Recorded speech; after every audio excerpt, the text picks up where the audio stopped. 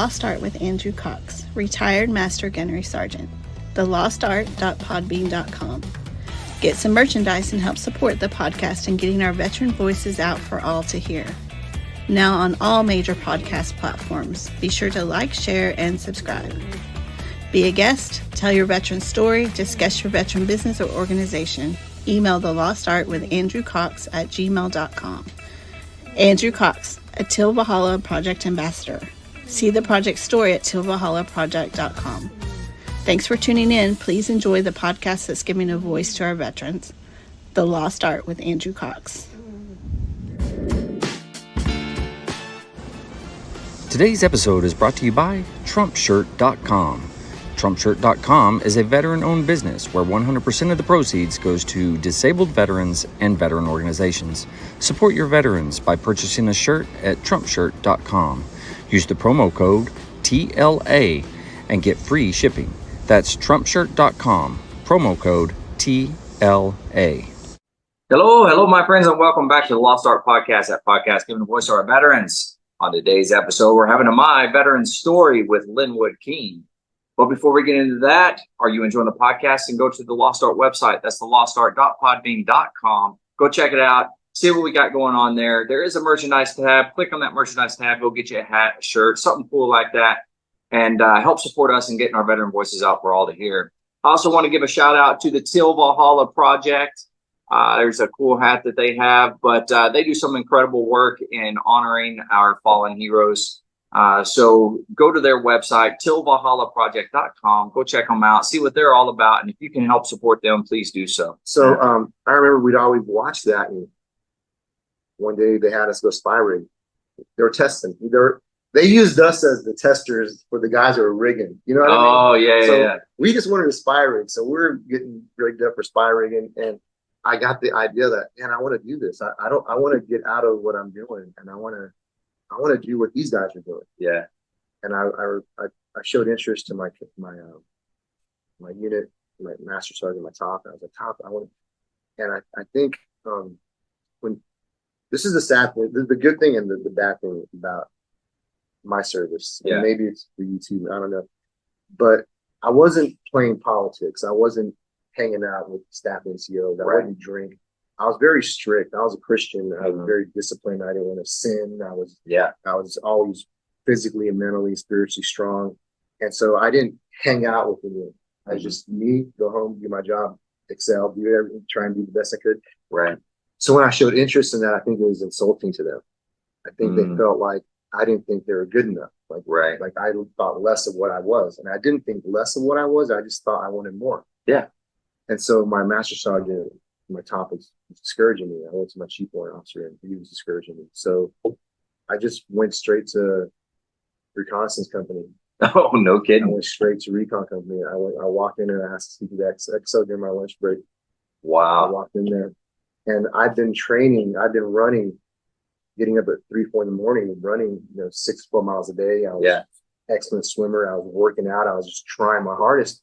So I knew that's something I was going to do. I just felt in my heart. Yeah. So I walked right into the XO's office, not his office. I walked to and I asked to speak to him. Yeah. Well, they wouldn't let me speak to him, but they sent me to First Sergeant Todd.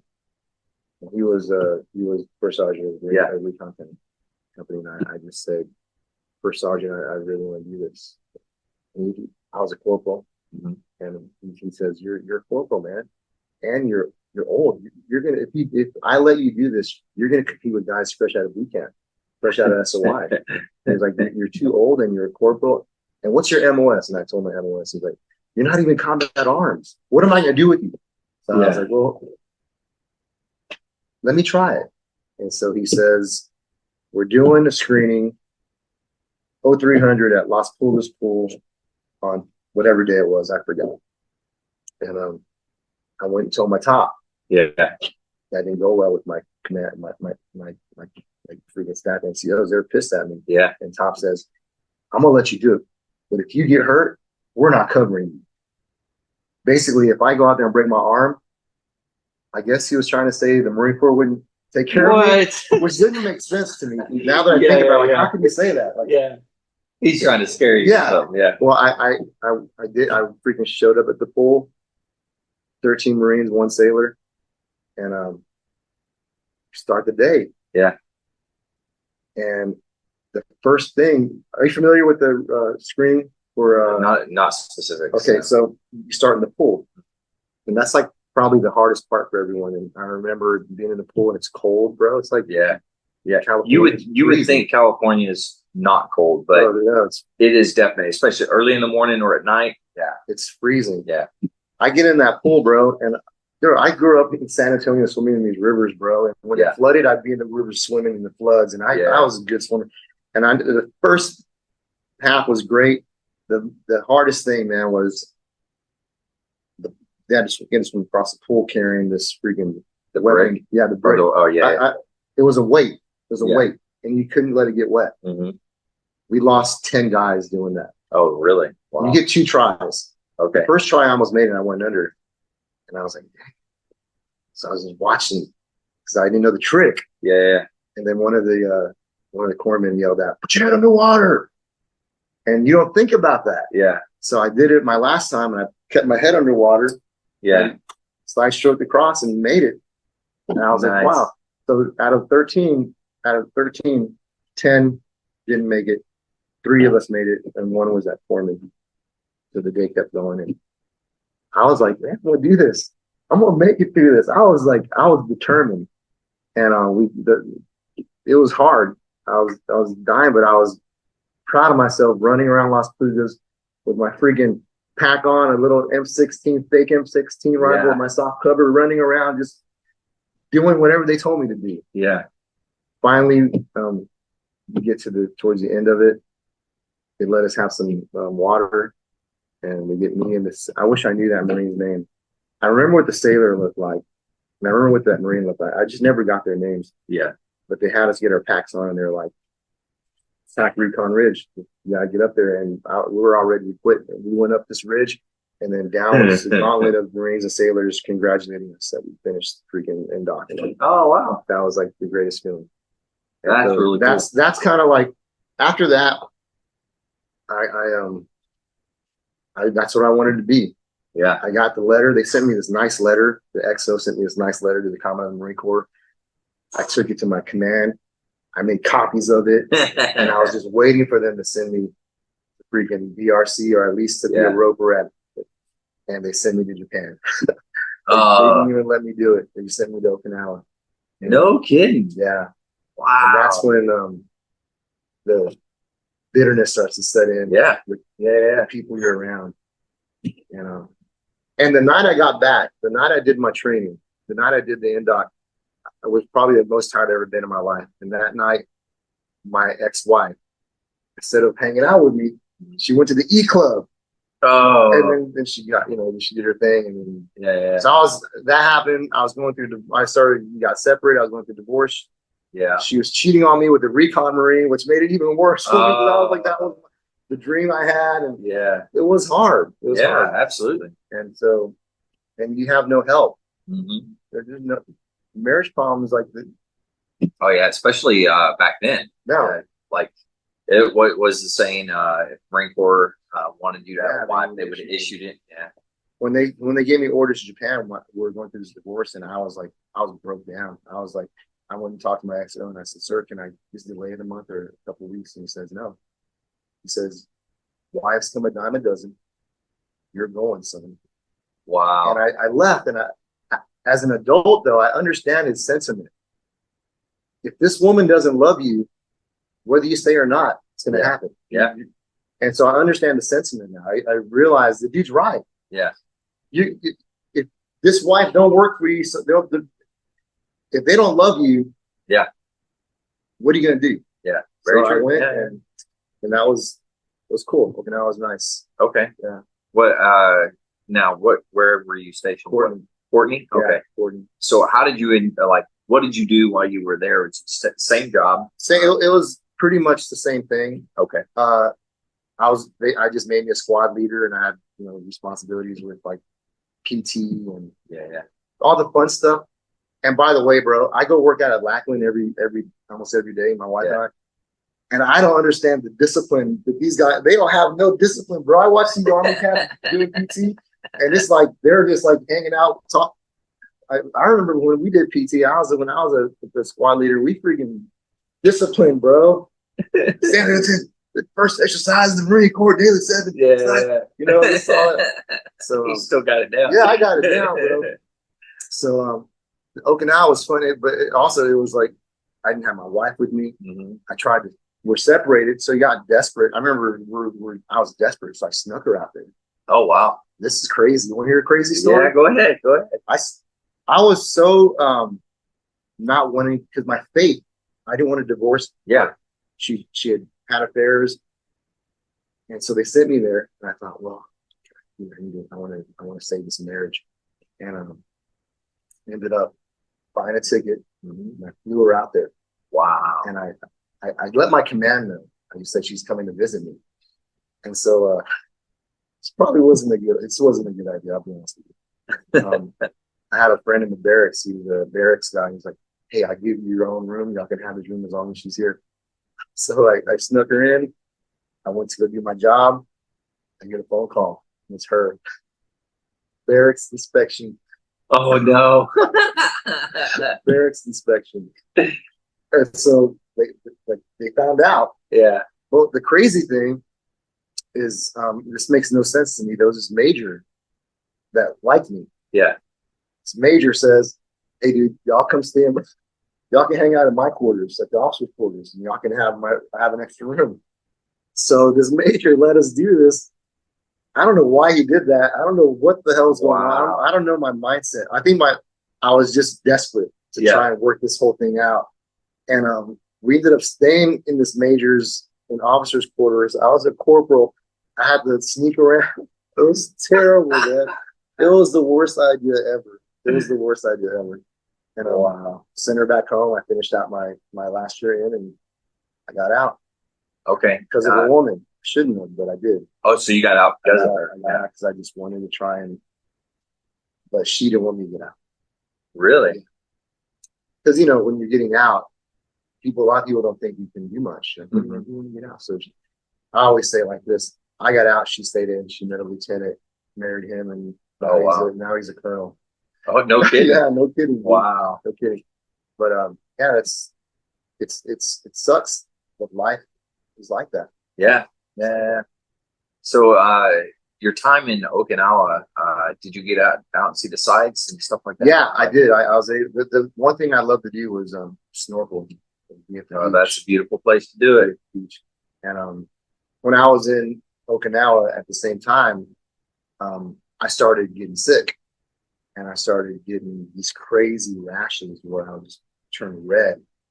I was like solid red, and they couldn't understand what it was. And then I started having trouble breathing, and then I started just going through a bunch of medical issues, man. Like stuff you wouldn't like, bro. You'd look at me, and I was like this, walking around, and it was the weirdest thing. And they never figured out what it was? They figured out. We got from the exposures of the chemicals, because our secondary was hazardous waste handlers. So we were being exposed to these chemicals while we were training them. Like, so remember I was in the dark room training, doing push-ups. So those chemicals cause my internal organs to get damaged. So I have liver fibrosis, almost cirrhosis, and I have pulmonary lobe fibrosis. No kidding. Yeah. And so it's crazy though, because when I was in, you never thought about those things. Yeah. You just freaking did your job, and you just, you loved it, So being in Okinawa, I did sightsee. I did freaking go snorkeling and stuff, but I was more into my MLS job, trying to figure out what my next move was. And then when I decided to get out, that was I was a little bit bitter. Yeah. Bitter at my command. Because the same guys that denied me at first Marine Division ended up coming to 3rd Marine Division. So I was around them again. The guys that rejected me, they rotated out there. So I was just like, this is rough. It was rough. And I got to the point where I was like, okay, I'm just gonna try and be better than everyone at whatever we do, and then I'm gonna make them feel bad about it. Yeah, yeah, You know, I'm gonna make them feel bad. You can't tangle me in PT, then we're gonna run 4 miles. You can't do 2 miles, and you can't do push-ups. I'm gonna do them super slow just to make you suffer. So that was my way of getting back at people, was trying to be better than them. Yeah. And it really wasn't healthy for me. Yeah. That was just my mindset. Right. Yeah. Wow. So once you're in OK, you decide, okay, hey, I'm getting out. Did you come back here to Texas, or what happened then? I got sent to SEP's company at Camp Pendleton for a month. And you know, you're around a bunch of. Did you ever go to SEP's company?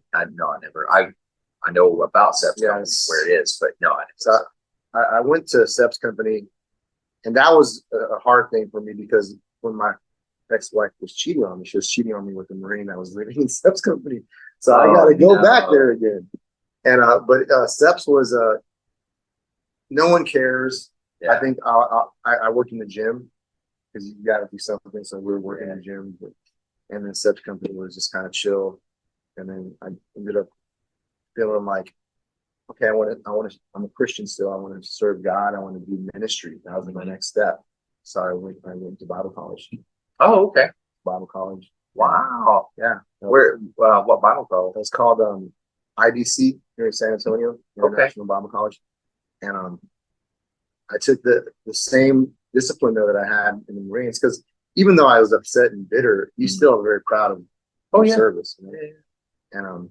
And went ahead and tried to do my best in that. Wow, that's awesome. It was cool. So you did a 4-year? No, I did a 1.5 years, and they kicked me out. Oh, okay. Yeah, they kicked me out because I was going through my divorce with my first wife. Yeah. So they didn't like that. Oh, I see that. So that was it. Okay. All right. Well, so since then, though, I mean, talk me through. So when I got out of the Marine Corps and went to Bible college, when they kicked me out, I knew I wanted to be a musician. You know, I'd been playing music in church, and then every duty station I'd have my guitar, and I'd jam with Bearish with my brothers and stuff. And so when I got home, I was already playing music. I wanted to be in ministry and do music ministry. That was my thing. If I wasn't going to be a Marine, I was going to be a musician. And I started a rock band, and doing odd jobs to make ends meet, and ended up getting a record deal with the Christian record company. Oh, wow. Yeah. And I started touring, and I was on tour buses, and it was just really a fun time. Yeah. I was still kind of young, and then I'd remarried, and I started a family. So I was trying to be a husband. Oh, yeah. And I was touring, and you know, never an easy task. No, it wasn't. But so I just started playing music, and then in 2003 I started a business. And a lot of the things we learn as veterans is like, if you don't apply the stuff you learn when you're in the military and take advantage of the opportunity to make for yourself, because being a veteran, you're already ahead of everyone else. Yeah. And so I started a business, and by the grace of God, locked in this contract with Lowe's Home Improvement. Oh, nice. And this contract, it's still going. I get profit today. I get a check cut to me today, and it's profit. I didn't do anything at all. You know. And what is the company? It's the business we call is called Vision Co. Okay. And I started this company with another guy, and I was touring when I started it, and his vision was, that's why he called it, it's his company, he called it Vision Co. His vision was, you know, to have a company that could like make lots of money and provide for people and have a real business. So I put all my money into it, and I was touring, and I'd come back home, and when I wasn't doing anything, I was helping him out, and we were just learning this process. Yeah. And he was the brains of it all. He knew all the stuff about construction and carpentry that Lowe's needed, and I was just like the guy that just did whatever he told me to do. Yeah. And I was getting my profit every week, and we ended up parting ways, and I was married to my second wife at the time. Yeah. And she ended up managing the company. Okay. And thankfully, when we got divorced, we were on good terms, you know, and so she still manages it, and I just stay out of the way. Yeah. And she just gives me my profit every week. Wow. And so that business also, while I was doing that, I was touring and playing music and building my music career. And that's how I met Noah. That's how Noah gave me the information. We're both musicians. And so building, the business and then building my music career, it's been a challenge, but man, it's been awesome. I feel really, really blessed, like just with my time in the Marines and then getting out. And so one thing I want to tell your viewers who are veterans too, like I had no clue about the VA. Yeah. I knew nothing about the VA. When I was in Japan, they started a root canal, right? And they didn't finish it. And I got out and I just lived my life, not knowing anything about it. Wow. And then one day it drops out and I have this giant hole in my mouth. I'm like, what the freak? So like, I didn't know about that stuff. So those are things like, you got to know when you how to prepare for this. Yeah. When I started having worse symptoms with my liver and just problems internally, I had no clue about the VA. Yeah. No one told me. I had an uncle who was a Vietnam veteran. He's like, dude, you got to go to VA. I said, I didn't go to combat. Why I didn't see war. Why do I need these? He's like, go to the VA. And I was like, okay. So I went, and man, they thankfully found the problems and were able to die. And thankfully, I had a hazmat NCO that was smart enough to keep track of all of our records, man. Oh, wow. OSHA went to our unit and shut it down. He has the OSHA freaking paperwork from OSHA explaining all the violations. Like, wow. This dude, this named Sergeant Stone, they kicked him out of the Marine Corps too because he didn't make staff. He was a good Marine. They kicked him out. And he was smart enough to collect, these are hazmat NCO. Yeah. He collected everything and he sat on it. And then one day I just sent him an email and he goes, I got you. And he sent me every email in the command. Yeah. These Marines are freaking suffering with this stuff. Every email, he just kept track of that stuff. So holy cow, that freaking I got service connected because of that. Yeah. Got service for sure. Wow. But people don't, a lot of veterans don't understand that, they don't know about the VA getting help. It's just kind of like you're on your own. I mean, you're about my age, right? You're probably way younger than me. I don't know. How old are you? Well, I'm 46. You're young. Okay. I'm 51. So you're old. So like getting out, we didn't have I guess now when you get out, you have a section for the VA. I have a son-in-law that got out of the Air Force, and I was like, he'd already been rated before he got out. And I was like, yeah, what the freak? Yeah, that's the thing now. They've streamlined it, dude. Sure. I didn't know till 10 years after, and I was even lucky that I had some sort of connection through my sergeant, my hazmat NCO. Yeah. So that was a blessing, dude. That was absolutely. It was awesome. Wow. The help and the medical, getting the. Dude, they did a root canal. They fixed the root canal that they screwed up in Japan because I had an infection. Yeah. So wow. Well, are you still playing and touring? Yeah, I'm still playing and touring. What was the band? The band's called The Heroine, and we did. So I left the Christian industry, started a new band, which is The Heroine right now. It's the band I have, and we've been. A lot of great things happen with that band. It's like if I think about my life, I feel like it's a dream. Yeah, it doesn't feel real. And you play guitar, I sing in that band. Okay, so I'm the front man. I just front. Oh, okay, nice. We signed a record with Universal. Motley Crue flew us to LA. I mean, you have to go research it. There's a lot of information, but we just had the band worked so hard to create an image and a sound. And it really did well for us. Yeah. We didn't get rich. We were a rock and roll band. Yeah. A freaking dive bar band that played sturdy Southern rock. And it worked for us, man. And, we've been doing that since 2007. Wow. Yeah. COVID did us in. Oh, yeah. We only make money touring. We only get made money touring. And if you're not touring, you're not actively playing, our royalty checks are tiny. I think I get maybe 2, 3, the most $600 a quarter in royalties. So it's not you got to be playing. So now what I do is Noah, thank God for Noah. Yeah. When you meet him, have you met him before? I have not. No. He's a Marine, and he knows, he's always been an advocate for my band. And the dude, like, COVID hit, the band stopped touring. We started playing some off dates. And I hit up Noah like in March or in February, like, hey, dude, you ever have anything throw my way? Let me know. The dude hooked up my band with like one of the biggest events in San Antonio. We played in front of like 3,000 people, and it was great. He's just such a humble dude. And then he's like throwing me these gigs where like I had no work, man. I was like struggling. Yeah. And then Noah just like popped in and like started giving me work. Yeah. Started giving me gigs.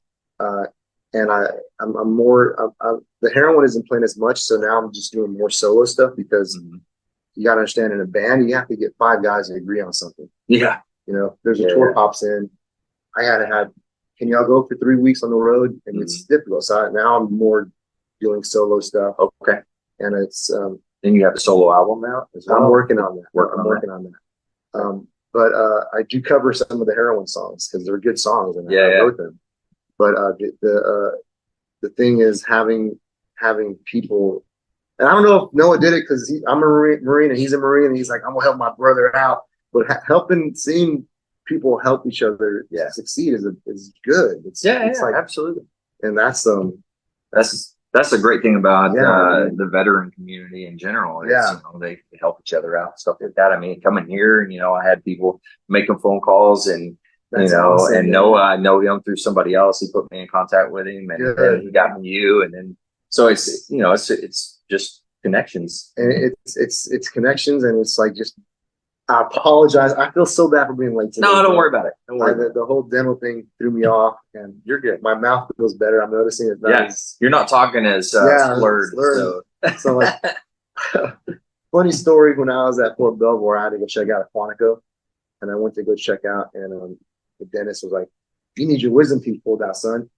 Get in the chair."